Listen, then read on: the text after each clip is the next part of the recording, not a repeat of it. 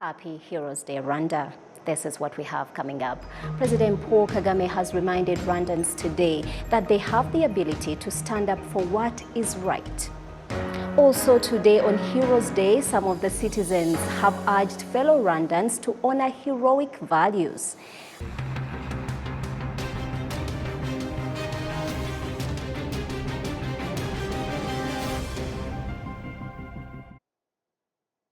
Happy Heroes Day to all Rwandans once again. Today we honor the men and women whose sacrifice laid foundation on which our nation is built. May they forever be remembered for the role they played in our story. Now, top of our coverage, President Paul Kagame has reminded Rwandans today that they have the ability to stand up for what is right to protect their nation and to build a legacy of prosperity for generations to come.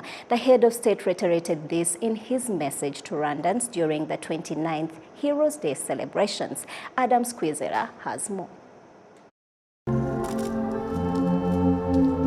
The ceremony of the National Heroes Day, which held at the National Heroes Mausoleum in Remera, was attended by the President of the Republic, Paul Kagame, and First Lady, Jeannette Kagame, where they laid wreaths on the heroism monuments to honor those national heroes. Ambassador Guy Nesta Itoa, the representative of Congo-Brazzaville in Rwanda, who was representing other country representatives and international organizations in Rwanda. He also laid a wreath on the heroism monuments as well. In a message sent through his Twitter account, the President Paul Kagame wished the Rwandans a happy Heroes Day and reminded them to stand on their rights in order to build a legacy of prosperity for generations. Today, we honor the Rwandan men and women whose bravery and patriotism laid the foundation for a nation of a people determined to shape their own destiny. As we face challenges of regional and global nature, today is a reminder of our ability to stand up for what is right, to protect our nation, and to build a legacy of prosperity for generations. Happy Heroes Day. On this day, the families of the heroes who are remembered, they also laid a wreath on their monuments. Nizimana Laurent, a brother of Niyitegeka Felicita, who is among of the Imena Heroes category, appreciates the country for classifying his sister as the national hero. We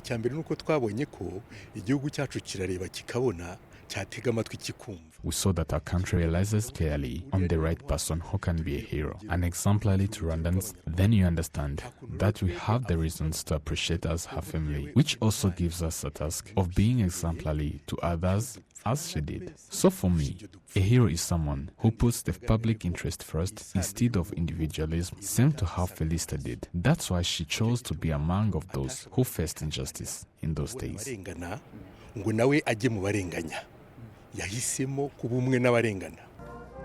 Among the Imena Heroes category, there are Nyanja students who defied the infiltrators, commonly known as Abacengezi, orders to separate along ethnic lines, where 6 of them died on spot and about 40 others sustained injuries in 1997. Nizeyimana Emmanuel was among of those students who are still alive. Emmanuel urged the youth to follow the footsteps of their heroes.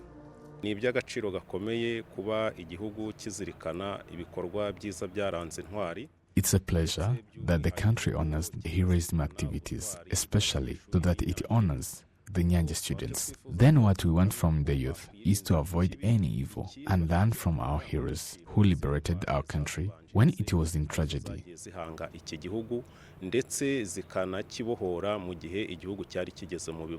The Minister of Youth and Culture, Rosemary Mbabazi, she also reminded the youth that to be a hero goes hand in hand with appropriate choices.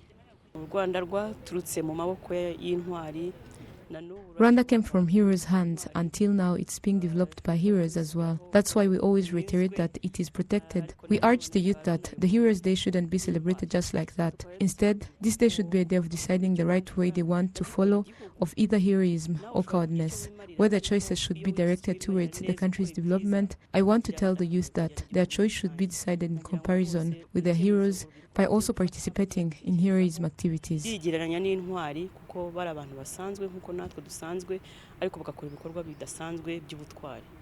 Currently, the national heroes of Rwanda are classified in 3 categories, which are Imanzi, Imena, and Ingenzi.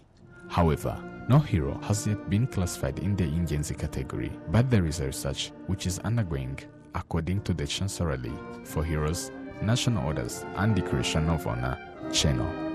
Adam Squizera, RTV News. Thank you, Adams. Now today on Heroes Day, some of the citizens urged fellow citizens of Rwanda to honor heroic values including patriotism, sacrifice, and leading by example. Take a look.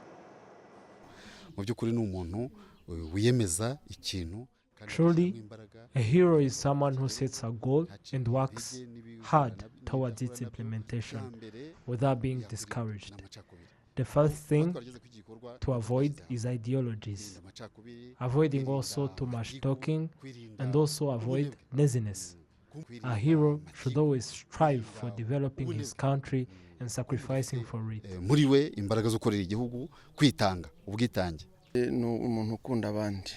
A hero loves others. When you like good and hate what is bad, you might even die defending your side. And also ready to sacrifice yourself for the next generations to live happily. There's no hero that does bad.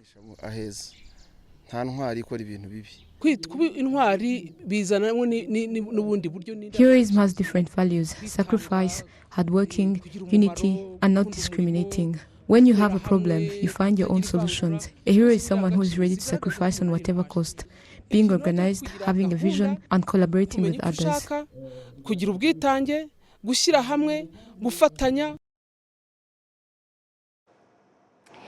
Moving on, the youth have been urged to preserve what Rwandan heroes fought for 29 years ago by contributing to sustainable development of the country. Now, this was reiterated on Wednesday in Honorable Tito Rutaremara's keynote address to the students of Riviera High School during the Heroes Day celebrations. Some of the highlighted activities of the National Heroes Day celebration include discussion and other activities in schools. In these celebrations, the students played drama, dance, and the parade, which was indicating the country's journey of peace and development. Honorable Tito Rutaremara, the head of Rwanda Elders Advisory Forum, delivered a heroism keynote speech to the students of Riviera High School, where he pointed out that heroism is a value of Rwandans. Ever since, Rwandan value were taught at a young age. Heroism is that you don't have to create that individualism. Instead, you have to look on public interest. Like, for example, when you study mathematics, note that you have to do it thinking of others, either you, your family, or your country. That is why heroism goes with other values, the traditional value of patriotism. Some of the students of this school notes the benefits they acquired from these discussions. We were told very many key things. So what I picked, I personally, is that as students, we have a very big role to play, and it starts from here in school. Work hard in our studies, and we have to make sure that we get to what our goals are. And being a hero does not mean that you have to be physically strong. It just means you have to be able to work hard and reach to your goals. That's how you're going to be remembered as a hero. Personally, what I learned from this discussion is that heroism begins from within, right? It's not about how strong you are physically, but it's all about the mindset, how bad you want something, how bad you want to fight for it, no matter what battles you pass through, no matter what distractions you get. You have to be resilient and set a goal and achieve it. I've learned that we should be united. I've learned that a hero shouldn't be only independent, but should also learn to bring others and help them focus on the same goal, right? Which is developing Rwanda, making it reach higher places.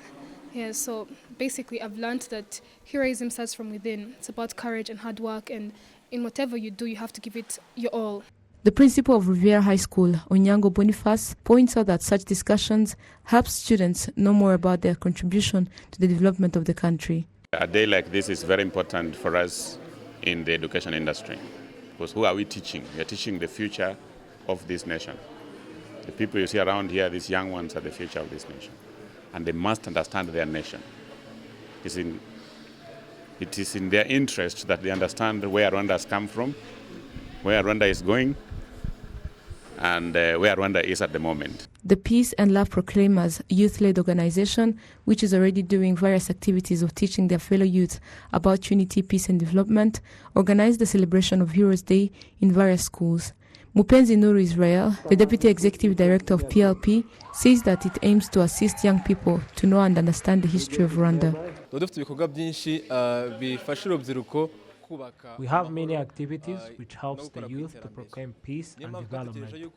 That is why we have to know that being a hero is not only fighting battles, instead heroism is doing something which will leave a legacy. It's the 29th time that Rwanda is celebrating Heroes Day. It had the theme of Our Heroism, Our Dignity. Olive Nete, RTV News. Thank you, Olive, for that reassuring report. Now, Kigali city residents say that the ways of preserving the heroic heritage of Rwandans is coming up with homemade solutions instead of depending on the national budget. Prince Manzi unpacks more. Infrastructures such as asphalt roads, electric poles, children care centers, among others, are some of the projects initiated by the citizens and contributed enough funds for their implementation. They point out that they set a goal of generating their own solutions and playing part in the development of their country. We still have problems not yet solved. If one is solved like this, then the budget will be set to solve another. If there is malnutrition of children, the funds supposedly for construction of roads will be directed there. When a citizen plays part in finding solutions, and that is what the President of the Republic always teaches, to find our own solutions instead of depending on others, maybe there might be to support the citizens.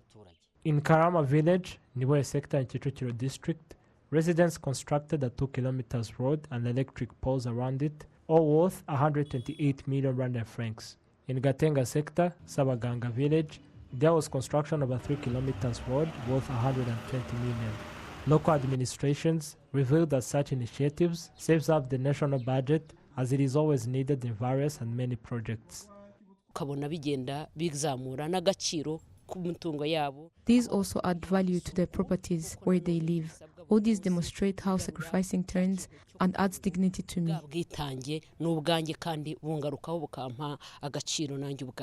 Generating homegrown solutions is also the country's program, where if the citizens contribute up to 50% of the budget needed for the construction of different infrastructures, the government also provides 50% remaining. The executive administrator of the Kicukiro district, Solange Mutesi, states that such programs are the uniqueness of the Rwandans' unity in collaboration. Our heroes that we honor and celebrate today strived for a country with good leadership. Without good leadership, citizens can't implement such projects. Our heroes strived for peace. Without peace, citizens wouldn't have done this. Our heroes strive for development, and we are achieving it. Citizens who initiated and implemented these different infrastructures prefer to inaugurate them on the National Heroes Day, the February 1st. Prince Manzi, RTV News.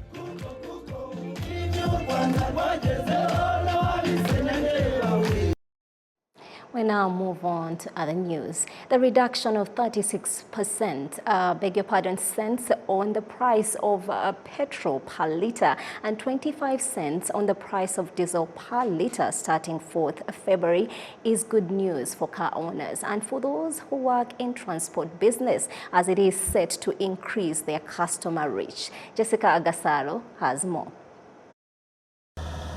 For car owners who uses petrol and diesel express their joy since starting this Thursday, the price of diesel will be reduced by 25 per litre and 36 per litre of petrol. Now that the price of the petrol has reduced, it will help us make a profit, have money for payment for the car, and even have money to help us at home. This way, life goes on well.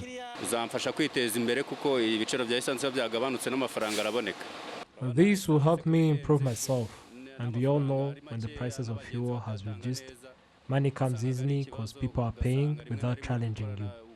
Figures from the Ministry of Infrastructure show that from the month of May 2021 until now, the government has sacrificed more than 90 billion Rwandan francs as a defense on the cost of travel for each passenger in order to facilitate it.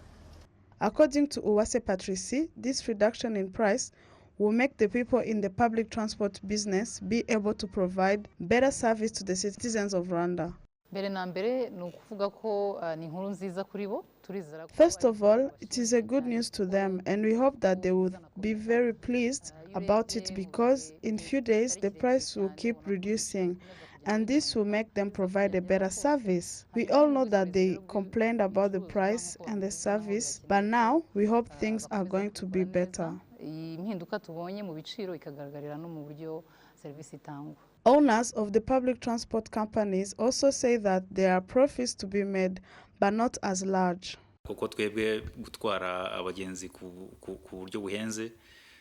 There's always a challenge, positive or negative, especially for us who carry citizens going to work or in their daily business.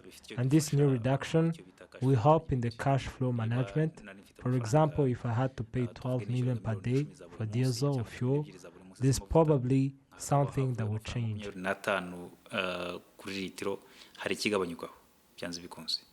The Minister of Trade and Industry, Professor Jean Chrysostome Ngabitsinze, says that they will hold discussions with the private sector in order to see how this reduction will reach to everyone and people giving the service and start be implemented. Most of what we do uses fuel. So when there's a chance and it is reduced, this means that every citizen will benefit from it. This is why this good news must reach all Rwandans. For trade and industries, we have to follow up and see what they changed and how people buy what they can afford. For this to be possible, we need to work with the Private Sector Federation and see if prices can reduce on the market. The new price will start to be used this Thursday, but Rwanda Utilities Regulatory Authority say that the price of petrol was set at 1,544 from 1,580, while the price of fuel was set at 1,562 from 1,587. Jessica Agasaro, RTV News.